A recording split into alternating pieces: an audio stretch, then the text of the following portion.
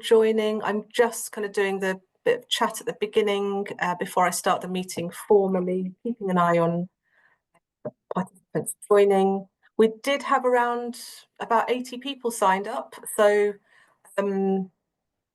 of course, I'm not surprised because Mandeep has so much knowledge and insight to impart.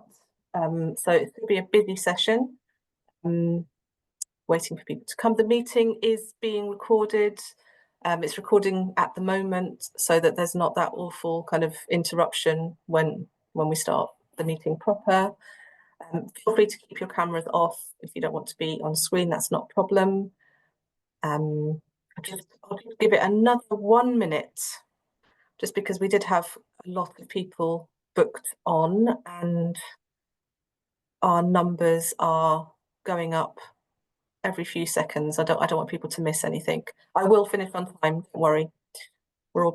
I know you all have lots of things to go on to. I'm going to give it till 10:33 and then I'm going to start. Just a few more seconds. Yeah, still people coming in. Welcome to those people that have just joined.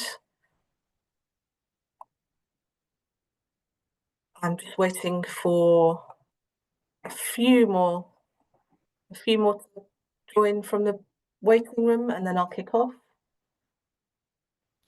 I'm just watching, there we go, 10:33. So welcome everybody. I'm going to start the meeting now officially.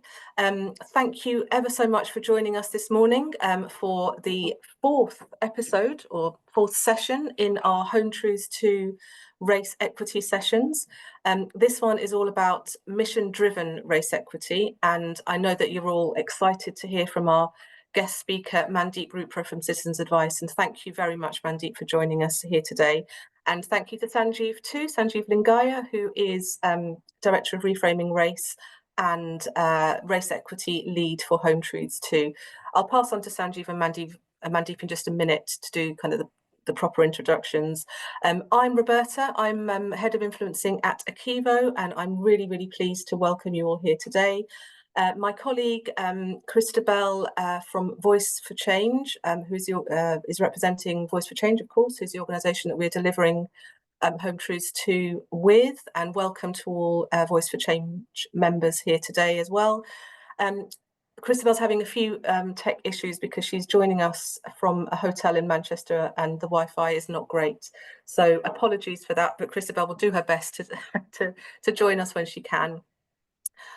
Just a few bits of kind of usual housekeeping before I hand over. I think everyone's done this already. Please make sure that you're on mute for the speaking bit at the beginning so that we don't have kind of any clashes of noise.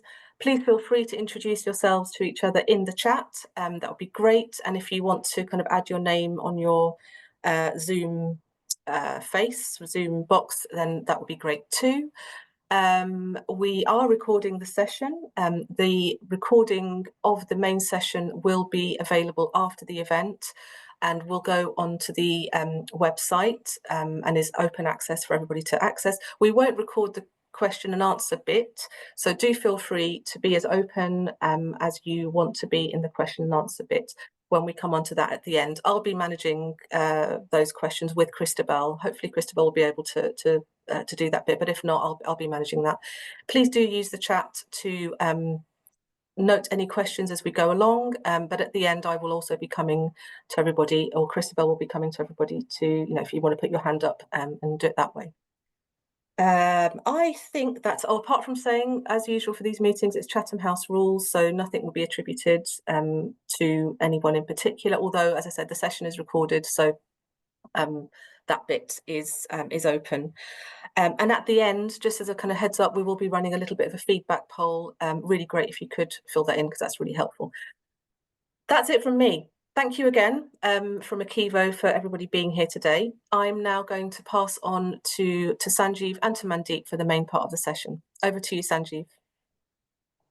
Thanks, Roberta, and welcome everyone. I'm really excited to run this session because in some ways Home Truth 2 and all the work that is anti-racism focused in civil society and beyond is something about taking anti-racism from the outside and from the periphery and kind of bringing it into the heart of our kind of society and our institutions as well.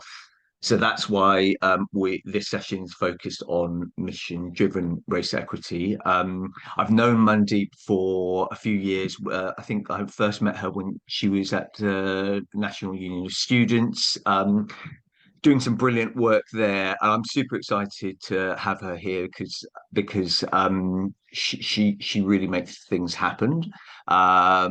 Really kind of grateful to have her here. I'll just say a little bit more about Mandeep Rupra, who's Director of Equity and Belonging at Citizens Advice. And she is currently overseeing and driving Citizens Advice strategic EDI ambitions, including its Race Matters programme to address race disparities within service delivery and workforce outcomes. Mandeep is globally recognised and award-winning equity, diversity and inclusion change agent, particularly in relation to race equity. Mandeep has led on high-impact change programs to address systemic racism, some of which have been recognised as sector-leading. And core to her practice is the belief in the importance of centering lived experience and undertaking the work within a social justice model to improve trust, EDI outcomes, and leadership. And that's the official bit, and the kind of off-script bit from me is that she's absolutely brilliant. Mandeep is interrupting an executive away day at Citizens Advice to be with us. So really kind of extra thank you, Mandeep, for doing that. I'll say I'll pass over to Mandeep more in a moment, and I just want to kind of move through a very kind of short introduction to the session, and just again to say that the starting point for this session, which is episode 4 in the Race Equity series, is the idea that there are moments in time when kind of racism attracts a lot of attention. Often on the back of crises, and so we can name a lot of them: COVID, George Floyd, the murder of George Floyd, and I suppose kind of more recently, the killing of Chris Kaba, racist riots in the summer. And with that comes a lot of attention, but I think we need to distinguish between attention is not the same as action. Curiosity is not the same as full commitment, and so part of the work is around how do we sustain that attention and that commitment, because history suggests that attention and curiosity fades over time. The other thing just to say as well, as was that kind of historical perspective of how attention comes and goes, is that even inside institutions where in theory kind of senior roles are allocated to kind of anti-racist or EDI work, we know last year for Home Truth 2 we ran a Chatham House session with anti-racist leads, and one of the things that was clear there is that even when people have designated roles, the work can be very precarious. And there is internal resistance, even if actually at a leadership level, there is buy-in and commitment. And slightly perversely, the more that institutions and people in institutions understand the scale of change that anti-racism and anti-oppressive work requires, in some ways, the more there can be resistance, because people understand that it's not just this kind of thing you put on the top, it's fundamental to how organizations walk in the world. So in this session, we're trying to understand how do we end this stop rhythm and move from curiosity to full commitment. So if we can go to the first slide, please. Thank you, Pamela.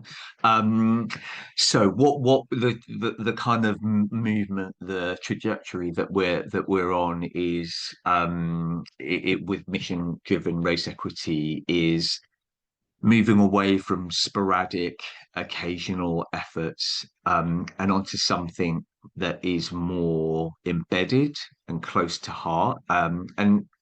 Some are trying to address the question, which is how can mainstream civil society organisations make anti-racism and race equity fundamental to why they get out of bed in the morning? What we've seen is sometimes that it's an add-on, it's an extra, but our insight, our reflection is that unless this becomes core to what organizations, mainstream organizations are about and what they're doing, the work will dissipate over time. So if we can have slide 2, please. Thank you. So for those of you in Black and minoritized ethnic civil society, you might want to look out for these signs in organizations that you're working with. And if you're in mainstream civil society, maybe these signs are kind of telling of where your institution is at. Some of the signs that we're moving towards mission-driven kind of race equity is that the work is about purpose more than people. So while we may have superstars like Mandeep, and that's great, it's really important to have people who are real leaders and showing the path ahead. There is something that if key people leave, the work remains, and it continues with equal vigor, and that suggests that actually the work is being institutionalized, not individualized. So that it's important. The second box in the middle there is really about responses over reactions, and that's really about, this is long work. So, if you kind of think about racial hierarchy, that's about 400 years in the making as we understand it today in the West, certainly. So it's not necessarily kind of fast twitch response to one crisis or another. It's about deep, fundamental kind of change, and that takes time. So it's long-term over short-term reactivity. And the third box on the right of your screen is really about a willingness to be reflective as institutions about what's working, not what's not working, what's scary, the capacity that organizations have when energy is running low, why that might be, where there's resistance, and so on. And I think when an organization that can kind of face those questions openly and honestly is better able to then reflect on those lessons and revitalize the work and re-energize it, because this isn't okay, we're done now. It's an ongoing process. It's ongoing work. So that's really important as well. Can we have the third slide, please? And that brings me to this kind of final slide, which is around the idea of culture. So culture is, if you like, it's kind of what's in the air, it's what's in the water, it's what's in the kind of, a lot of us don't have offices now, but like kind of it's what's in the floorboards and the ceilings and the rafters, just kind of there. And culture encompasses beliefs, values, and practices. And the reality is, as things stand, culture is more likely to entrench rather than root out racism, misogyny, classism, and we can go on because that's the default. And Peter Drucker has this kind of nice quote, which is that culture eats strategy for breakfast. And so what I think he means by that is that if the culture's not right, then actually one could have nice, shiny strategic documents and they will fall by the wayside because there's just too much, and in too many places and too many interactions, there's just too much resistance. So while this moment is full of potential, I don't think we've kind of tipped into kind of cultural anti-racism in the sector, but that's ongoing work. And just to leave you with a bit of hope, because sometimes I do get a bit gloomy. Sally Engle Merry talks about, as institutions change, so do beliefs, values, and practices. So that actually the process of changing our institutions can also change the culture. So there is possibility. I just think it's important to recognize how embedded some of our old practices are, and the work that's required to embed new practices. So as we turn to kind of the discussion with Mandeep, we can consider, I think overall we want to consider how we can move mainstream institutions, shift their beliefs, values and practices. And I think that that's going to be the center of our kind of my discussion now with Mandeep over the next kind of 15 minutes or so. So I'd like to welcome you into the space, Mandeep. And again, thank you so much for being with us and breaking up your day. I just kind of wondered, maybe is there anything you want to say, kind of just opening, just kind of a minute or so, just kind of any reflections, anything more about you? Because I've only kind of managed to encapsulate some of your dimensions of excellence. So, like, feel free to kind of tell us more about you as well. I'm not going to share more about me. People can look at that. I want to get to the juicy conversation, but just to say, just really appreciate the invite and the time people have taken. I know how busy workplaces are, and this is just so crucial that we take that time to have reflective practice, which is one of the pieces that you said. So yeah, I'm just so thrilled to be here. Thank you. Oh, well, thank you, Mandy. Okay, so let's dive straight in because I know you want to get into the substance. I suppose the first thing is maybe in your current role, just can you say a little bit about how you came into your role at Citizens Advice and maybe kind of your sense coming in, where the organisation was on questions of kind of race and anti-racism? Yeah, of course. So like you said, I've been working in this field for 25 years, and I was working in a higher education institution before I came to CA, but I've been doing this work for a very long time. Like, I've worked in a race equality council when there were lots of them across the country. I was involved in implementing recommendations from Macpherson. But I've predominantly worked in the third sector. And although I work across all EDI areas, my specialism is in race equity, as Sanjeev said. So when I came into CA, which was just at the beginning of 2020, I'm sure everyone here knows this.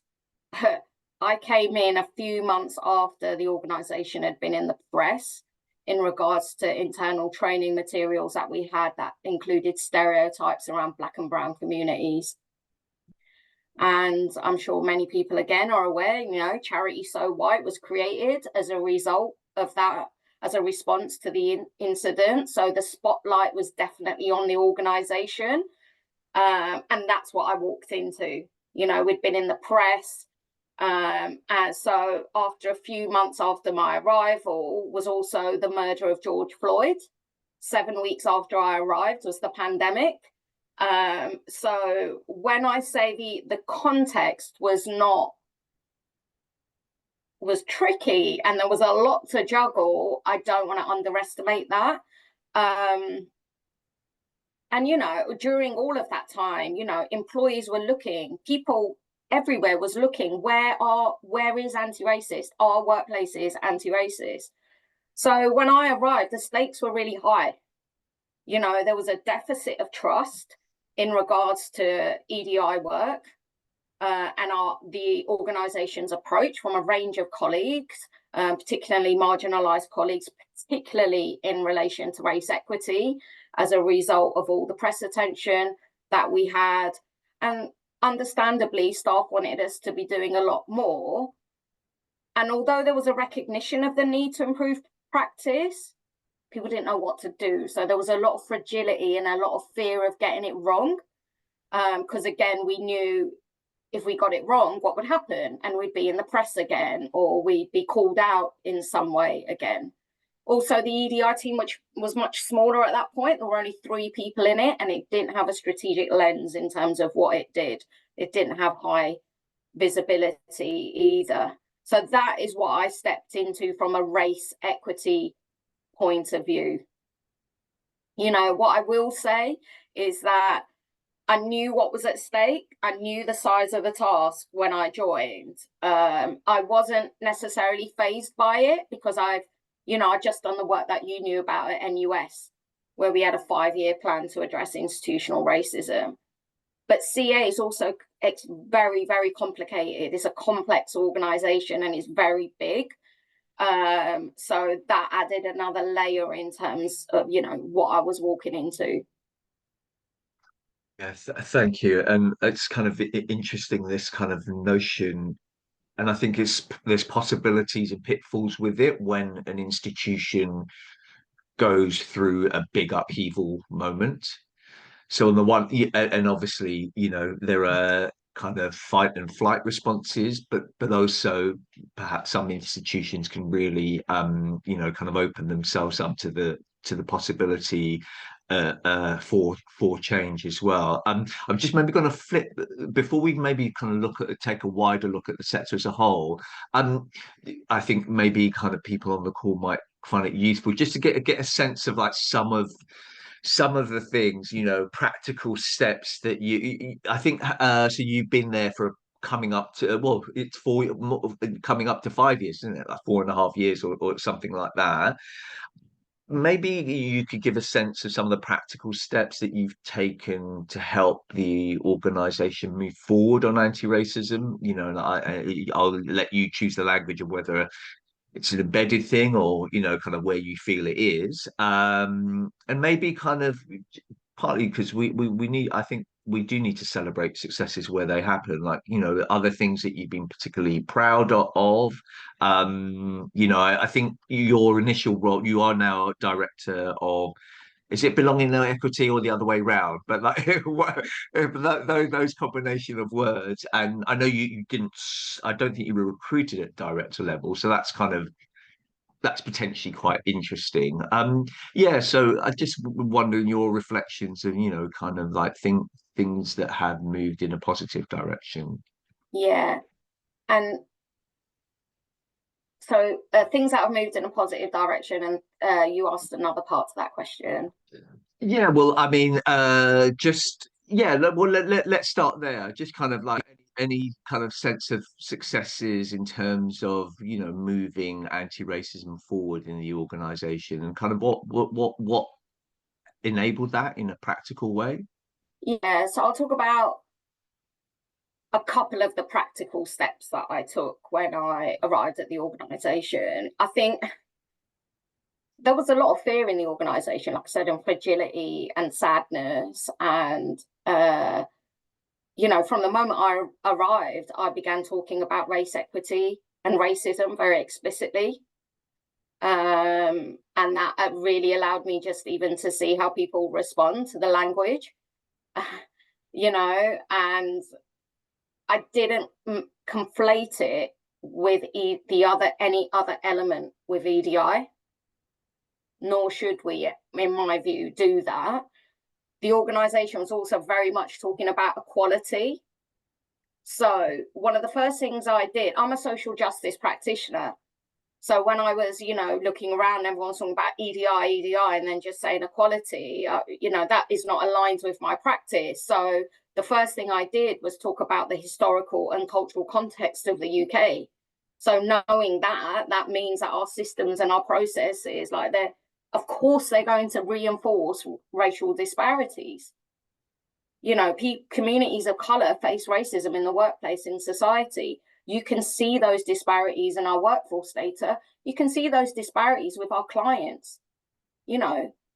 People of colour, communities of colour are more likely to be in poverty. Then they're more likely to need our services around debt, around housing, whatever it may be. So one of the first practical things I did is to talk about, to make everyone really understand the dynamic of racism, of whiteness. No one is immune to that dynamic. Everyone is touched by it and participates in it. And the reason why I talk about it in that way is because then, for me, and this is how I do missions-led work, it allows that collective responsibility. No one gets to say, well, I don't need to do it because I always use finance as an example, but this is no shade towards finance teams or we do the accounts, we don't need to look at this, we're an all-white team, we don't need that is not an option within CA because of the way that I framed it. Everyone has a responsibility, everyone participates in the dynamic. And I will also say our finance team meets monthly now and talks about anti-racism. We've also, to do that though, it wasn't about just, having monologues about racism. It was around toolkits. We had a year-long training where we had action learning sets, and we talked about equity, and we developed our anti-racist principles and made them really live. So for me, that was one of the first practical things. For us to implement it, people need to understand it. Otherwise, it becomes it's Mandeep's thing.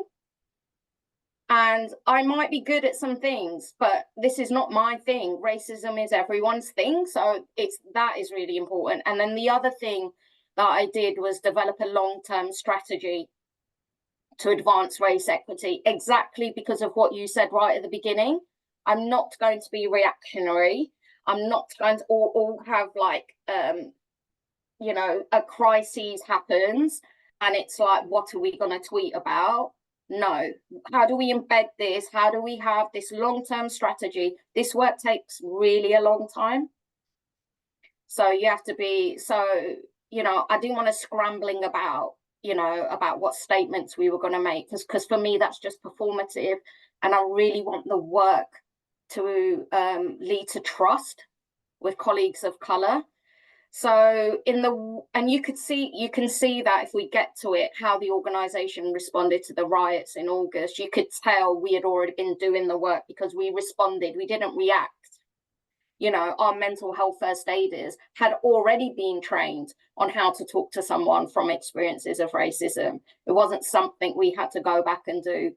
But we launched the strategy. I had my long-term plan around race equity. And then 2 years ago, we began a phase where we were developing our new strategy. The strategy has got 3 missions within it. One of the missions, and I'm really proud of this, focuses specifically on minoritized clients and the experiences of minoritized clients. And there is an explicit strand of that, which is around Black and brown communities. So that is, one of the practical things. Like I said, this isn't Mandeep's thing. So if I leave tomorrow, which I'm not planning on doing, but if I did, this work should continue. And I think that's the really important piece for me. It's like, how do we make it sustainable? And the last thing I'll say, because as you can tell, I've got a lot to say, is really key on the practicality bit is accountability. There's lots of things I've done to engender accountability around this.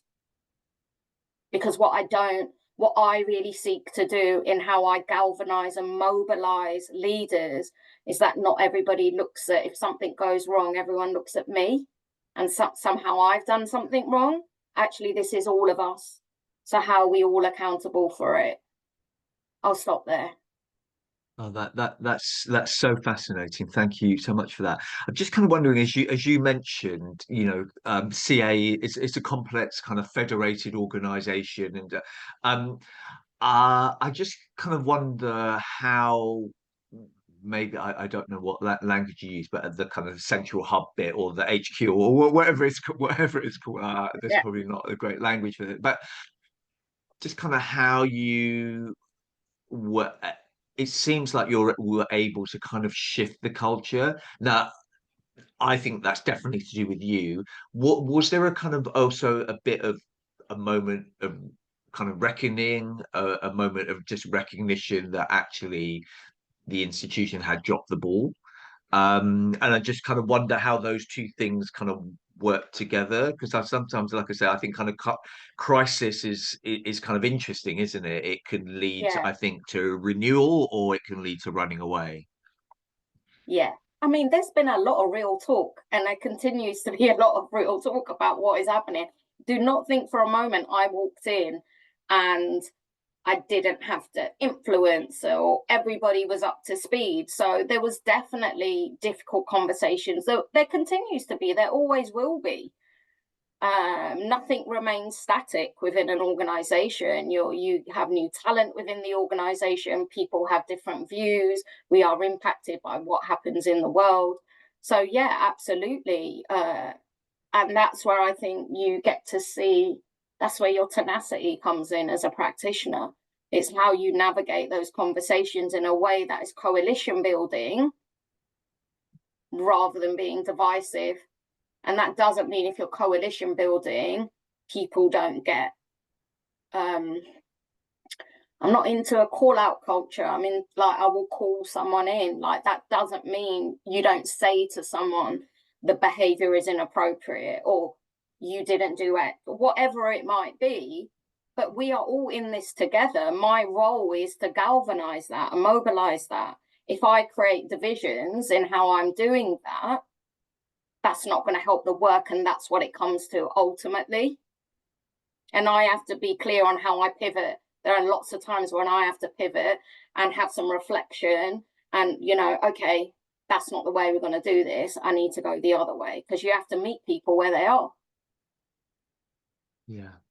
I'm just for people who aren't familiar with the term, that kind of call in is an interesting one, and it's distinct from call out, which can sometimes lead, it can feel like exposing or shaming someone, and the call in is interesting because, as you say, the way that you're trying to do it is that actually that's the wrong behavior and we need to fix it together. So that's very interesting.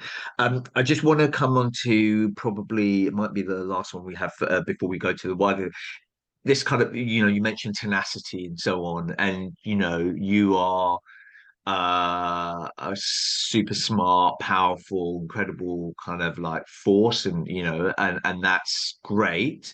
But I'm just kind of wondering about like staying well and just kind of keep, because there'll be people on this call, I suspect, who are championing this work in organizations that are, worst kind of hostile, kind of, possibly at best kind of like, like unsure and a bit kind of cynical or skeptical. So just wonder how like Mandeep takes care of Mandeep, and kind of like how, like what that looks like in order to sustain your energy in your practice, so that like I always say, like, we can't fix the world by breaking people, and that's really important that you people like you are not broken. I have been broken though with this work, so I think that's really important to say. Like, I have experienced burnout. My practice has really changed to where it was, like the way things affect me, and I'll talk about like what I've done. You use such lovely adjectives to describe me. Thank you. Like, yes, I can be those things. I'm also a woman of color. I'm second generation in this country. I grew up experiencing racism every day and experiencing racial trauma. I'm very people-centered in how I work, and I'm an empath. So I feel things very, deeply, and I do this work not for any awards. Like, no one cares about the awards. This work is about the difference that we're making. So keeping well is a really important piece, and there's a lot I've had to do to be able to not continually burn out. So some of the things that I've done is understanding the dynamic at play. I have to understand, like, this is whiteness at play, what is happening, what is this resistance, and take somewhat of a meta kind of look, metacognitive look at what is happening. Doesn't mean I don't feel the impact of it, but it helps me to understand the dynamic. I have to understand how racial battle fatigue impacts me as well. So I think understanding yourself, how your own triggers, we all have our own baggage. And what's really interesting with racism or any form of oppression, your baggage is like a key to a lock. Whatever it is, it will find it in like whatever oppression you're experiencing. So you need to work on that. I said this really openly. I get clinical supervision as part of my role as citizens advice, and I asked for that, not coaching, clinical supervision, because of what this work entails, and I need a space to unpack it. Community is really important to me, and collective care. doing the work in community and finding community. I'm much better with my boundaries now. And I'm also very creative. I love art. You might have noticed my background. So there's lots of other things I do, because it just used to be all about this and my activism outside of work. And then I was like, we're all here fighting for the revolution. I don't even know if I'm going to make it, because I was just burning out. So finding joy for me is an act of my personal resistance. And I do a lot to not be in this, because there's much more to me than just this work. So those are some of the things that I do. Oh, thank you so much, Mandy. Did you make that stuff behind you, that No, art? I didn't make it. I realised when I said that, it Okay, made it right. sound like I did that. I did not. I mean, you know, that's kind of the limitless of your genius. But I'm just going to kind of flag it, like we're about to go to kind of general kind of chat, but and you know, if there are questions or discussion points, please do enter that in the chat. But maybe I'll just ask you kind of one like related point as people kind of get thinking, because they've probably been so engrossed with just what you're saying. And that's maybe for colleagues who are maybe trying to do the work, hitting kind of resistance. Clearly, one of the messages coming from you is like to people is to take care, and you know, to take self-care, and that's really vital. Yeah, I just wondered if there are any other kind of reflections on, you know, like what happens when people trying to do good, difficult work, have difficult conversations, have real talk, are maybe hitting a wall. Just kind of if there's any advice from you. Yeah, sure. It's a really good question. So I think there's a number of things. Yes, of course, look after yourself. Understand how racism operates, not just systemically, but culturally and individually. You know, I often say it's not just transactional anti-racist work. It's not about policy. It's not about process. It's relational. So it's what we do in that every day in, you know, in conversations with colleagues. Link it with the organization's mission. We didn't get to talk about that, but that's one of the things why I've been able to push and have it as mission led, is because people will always hear me say equity and anti-racism is part of the nucleus of citizens' advice. So if you do that, then it becomes, again, everyone's responsibility. Because no matter how good everyone is on this call, not one person can do it, nor should they. So coalition build and create that community for yourself to do the work. And I would also say is trust is really important for me, and credibility with the work. So really be mindful of going beyond the rhetoric. You know, be honest, be transparent, because you will also gain trust that way. You know, if you're not in a good place, let's say that. You know, let's not tweet something. You know, we didn't put anything out after the murder of George Floyd. We just had everything with Charity So White and the training materials. Like, I wasn't going to pretend that we were in a place that we were not yet where we needed to be. So I think it's that bit around honesty and humility around this work as well. Brilliant. Thanks so much.